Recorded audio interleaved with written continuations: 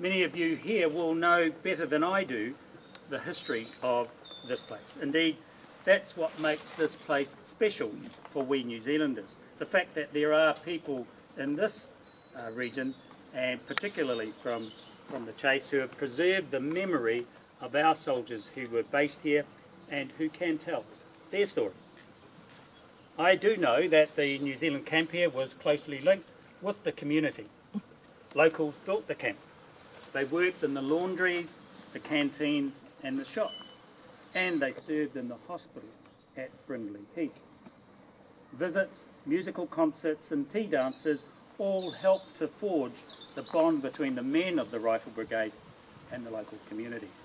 I also know that life in the First World War training camps was by necessity austere and testing.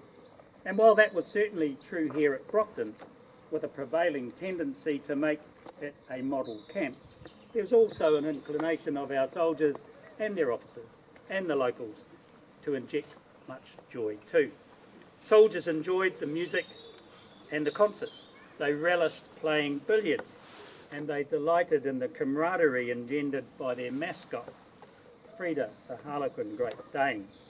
This extract that I'm going to read from the diary of a Rifle Brigade bandsman, Marcus Hansen, dated the 11th of November 1918 at Brockton, telling of the routine and the realities of life at the camp, is enlightening. Even on what was a day of celebration, the impact of the war and the tragedy of influenza were never far away. He wrote, "Fine day and much warmer and proved an eventful one. Played at the King at 8 a.m, lined up at 10 a.m. for a change of guard, but was a washout till 11 a.m. After this, we were notified that the armistice was signed, and we celebrated by playing a march back to the band room. We had an early dinner, and immediately afterward were sent round to Milford and Brockton and played marches to celebrate the auspicious occasion. At the pub at Milford, the band received refreshments by way of beer and was much appreciated.